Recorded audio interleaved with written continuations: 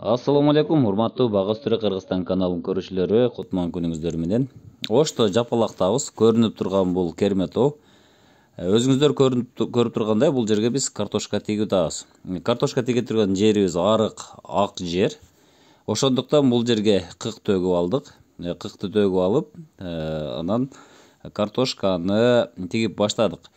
Бул жерди биз күзүндө айдап алганбыз. Азыр тир тартып картошканы тегип атабыз.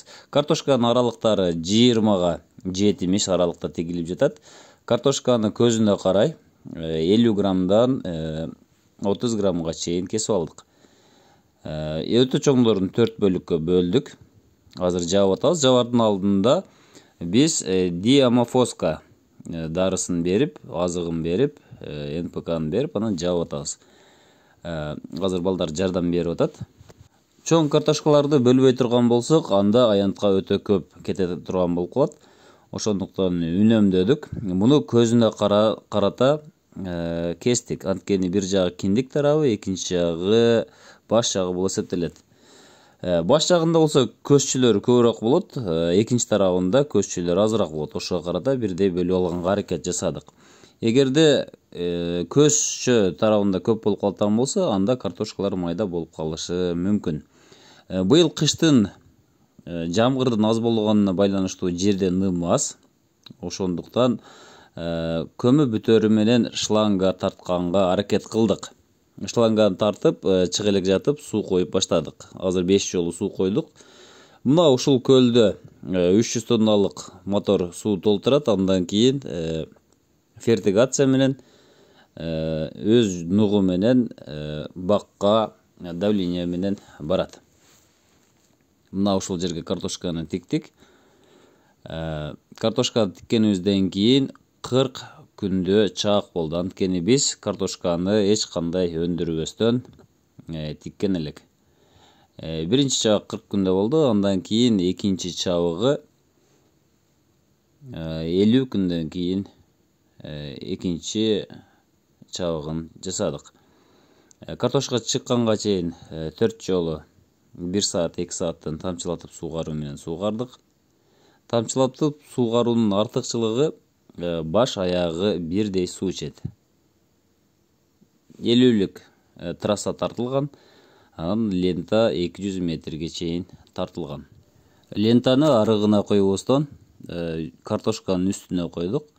Анткени 1 саат 2 саатта ным картошканын өзүнө гана түшөт. Дары дармегин дагы мына ушул аркылуу беребиз. Картошкага келе турган болсок, картошка Пикассо деген сорт ысыкка, оштун погодасына өтө чыдамкай келет. Анча-мынча оору менен оорубайт. Ошол себептен мына ушул картошканы тандадык. Биринчи репродукция Ысык көлдөгү Азамат Касеев деген агрономго тиешелүү урук болуп эсептелет. Кеч бышуучу сорт 120 күн, 150 күндө бышат.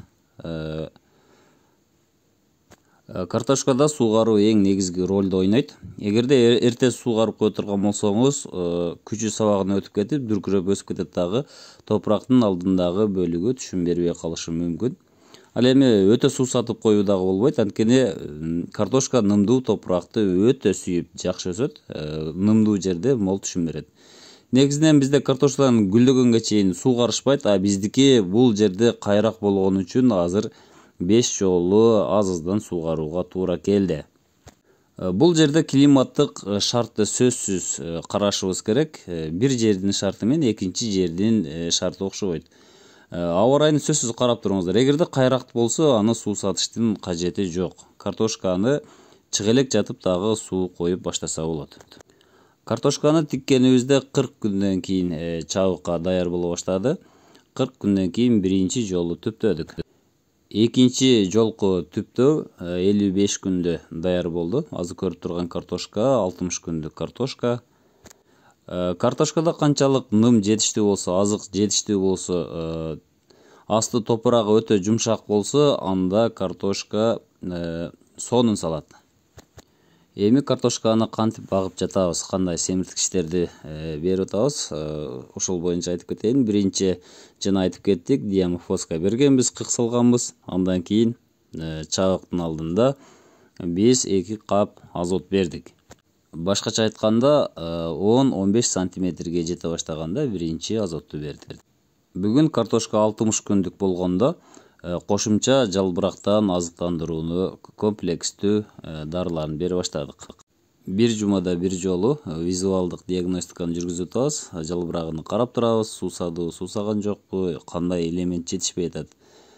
Бул көз менен жетишсиз, ошондуктан сөзсүз лабораториядан алыш керек. Бизде калий жетишпейт, фосфор жетишпейт, ошондой эле жерде азот жетишпейт. Азыркы кезде азотту бердик, эмки кезек бордо гүлдөгөнгө чейин бор беребиз. Гүлдөгөн учурда цинк беришибиз керек. Андан кийин 20 күндөн кийин калийди берип баштайбыз. Бир нерсени эстеп калыңыздар, эгерде жерде азот жана фосфор жок боло турган болсо, картошкага калий начар сиңет. Калий элементи гектарына жараша 30 килограммдан 100 килограммга чейин берилет. Эгерде жерде фосфор менен калий жетишпей турган болсо, бир гана азотту бере турган болсок, бою гана өсөт дагы астына картошка салбай коюшу ыктымалдуулугу бар. Мына туугандар, арык ак жерде мына ушундай жол менен картошканы өстүрүүгө аракет кылып атабыз. Буюрса өсүп келатышы жакшы. Буюрса 130 күндөн кийин кандай картошка алдык, жыйынтык катары буюрса чыгарабыз деген ойдобуз. Сиздер менен Бак Өстүрүү Кыргызстан каналы болду. Тынч аман болуңуздар туугандар. Sen benim can dünümü gereksin.